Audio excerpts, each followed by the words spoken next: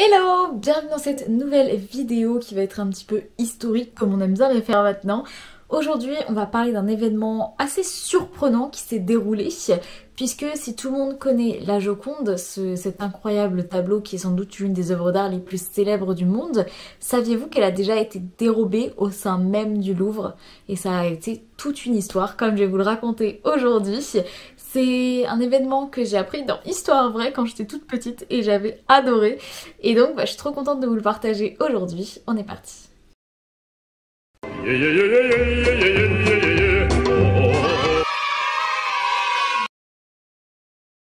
Donc pour reprendre vraiment du début, la Joconde a plusieurs noms, on appelle le tableau soit la Joconde, soit Mona Lisa, soit portrait de Mona Lisa, et ça a été peint bien entendu par Léonard de Vinci. Par contre on n'est pas sûr de la date, ce serait entre 1503 et 1519. C'est un tableau qui est absolument magnifique et aussi techniquement magnifique, ce qui fait qu'il tient sa renommée également du fait que pendant l'époque romantique, il y a énormément de peintres qui ont voulu revenir sur les manières de peindre Renaissance et ils sont beaucoup inspirés de la Joconde, ils l'ont beaucoup pris en exemple, ce qui a participé à sa renommée. Au XXIe siècle, il faut savoir qu'elle est devenue l'œuvre d'art la plus visitée, et du coup avec plus de 20 000 visiteurs qui viennent la voir quotidiennement. Elle a été acquise par François Ier, donc roi de France, et elle a fait partie du coup des collections de Versailles en général, avec tout ce qui était meubles à Versailles et autres, qui ont été transférés du coup au Louvre lors de l'ouverture du musée. Enfin, pas tout de suite, puisque le Louvre en tant que musée va ouvrir en 1793, mais elle ne va être présentée au public pour la première fois qu'en 1798. Tout ça pour vous faire comprendre que ça faisait belle lurette qu'elle était au Louvre déjà. Elle a tout de même été déplacée en 1870 lors de la guerre franco-allemande de 1870. Et dès la fin de cette guerre, elle est retournée sur les murs du musée du Louvre. Voilà, tout ça pour vous amener à là où on est aujourd'hui, là où ça nous intéresse. Nous sommes en 1911. Nous sommes plus précisément le 22 août 1911 lorsque le peintre Louis Béroux se rend au Louvre dans l'espoir de commencer son croquis pour sa future toile qui est tout simplement une toile de Mona Lisa au Louvre qui portera le même nom.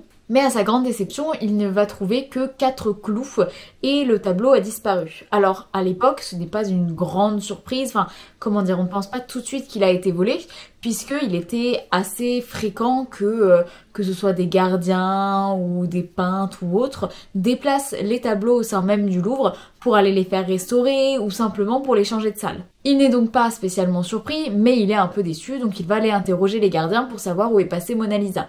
Donc on l'envoie vers les photographes, on l'envoie vers les restaurateurs et il fait son petit tour pour la retrouver jusqu'à ce qu'ils comprennent qu'apparemment elle n'est nulle part dans le musée. Il va donc immédiatement prévenir le directeur temporaire qui était monsieur Bénédite, qui remplaçait le véritable directeur du Louvre qui était alors en vacances, et celui-ci court chez les policiers. Le préfet, qui est alors Louis Lépine, va immédiatement envoyer le chef de la sûreté de la préfecture de police, qui s'appelle donc Amar, monsieur Amar, ainsi qu'une soixantaine de policiers. Donc l'affaire est immédiatement prise très au sérieux. La décision est prise de fermer immédiatement le musée et de faire sortir tous les visiteurs, tout en les fouillant, bien entendu. Malheureusement, le tableau ne sera pas retrouvé. Mais alors là, c'est l'étonnement général.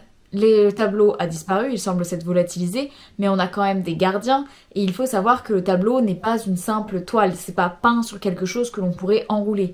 Il est peint sur un pan en bois de 77 cm sur 55, ce qui signifie qu'il est totalement impossible de rouler du bois pour passer plus discrètement. Donc on continue à douter du vol, jusqu'à retrouver dans la cage d'un escalier peu fréquenté le cadre de la Joconde, totalement vide.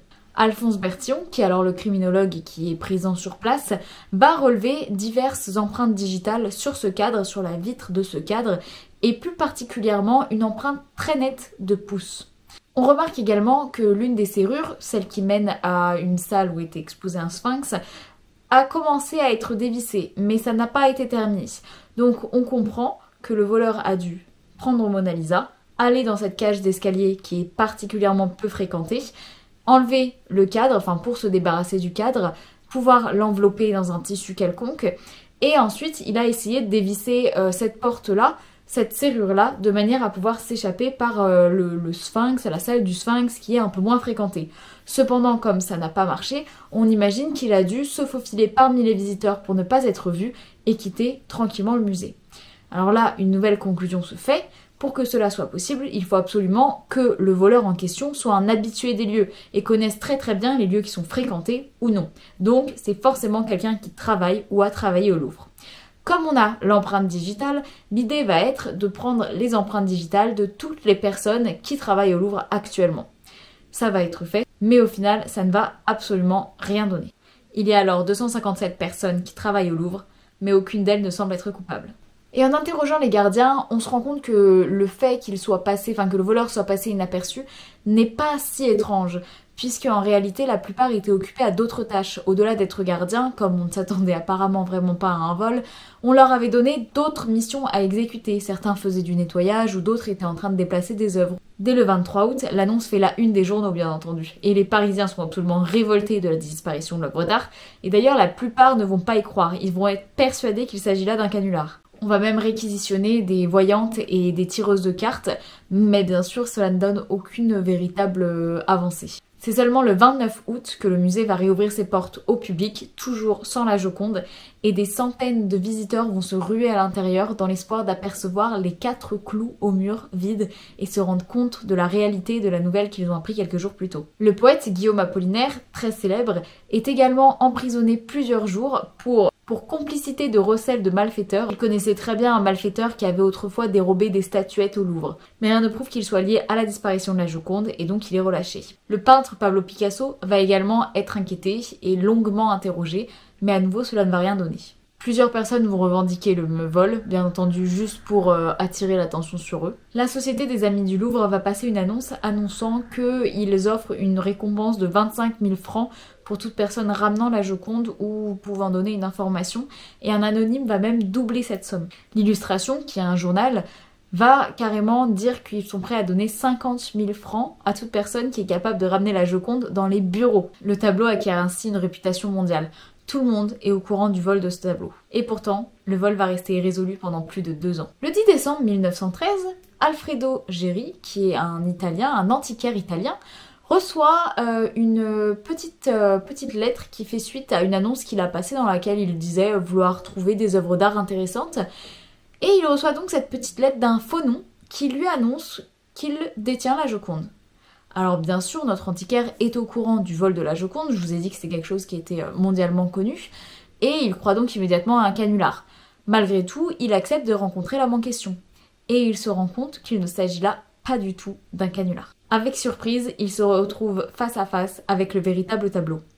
Immédiatement, il va prévenir la police italienne qui arrête le suspect et le coupable. Il s'agit de Vincenzo Peruggia, alors je dis sûrement très mal, je fais pas du tout italien, mais qui était en fait un vitrier qui avait participé aux travaux de rénovation du Louvre pour poser justement des vitres sur différentes œuvres d'art jugées particulièrement précieuses. Il connaissait donc très bien le Louvre et y avait effectivement travaillé. Il a conservé la Joconde pendant 2 ans dans sa chambre à Paris, dans un coffre sous son lit plus précisément, et en rentrant en Italie, il a décidé d'essayer de la vendre. Comme excuse, il dira qu'en réalité, il avait voulu rendre l'œuvre à son pays originel, puisque la France l'aurait soi-disant volée. Ce qui est totalement faux, puisque, comme je vous l'ai dit, c'est François Ier qui avait acheté l'œuvre d'art. Il va être arrêté, donc, mais condamné qu'à 18 mois de prison, puisque la police italienne va saluer son patriotisme. Le 4 janvier 1914, après avoir été exposé à Rome et à Florence, le tableau va revenir au Louvre dans une magnifique voiture de première classe. Et depuis, il est bien sûr sous une surveillance accrue. Maintenant, il y a même une alarme, il y a une vitre par-dessus, enfin, elle est vraiment sous haute protection. Mais voilà, je trouvais que cette histoire était assez folle, j'avais adoré l'apprendre quand j'étais petite, donc j'espère qu'elle vous aura autant intéressé que moi. N'hésitez pas à me le dire, n'hésitez pas à me dire si vous voulez voir d'autres vidéos de ce type, ou s'il y a des événements comme ça que vous aimeriez que je vous raconte un petit peu. En tout cas, j'ai adoré faire cette vidéo. Je vous fais des gros bisous, et on se retrouve très vite dans une nouvelle vidéo. Bisous!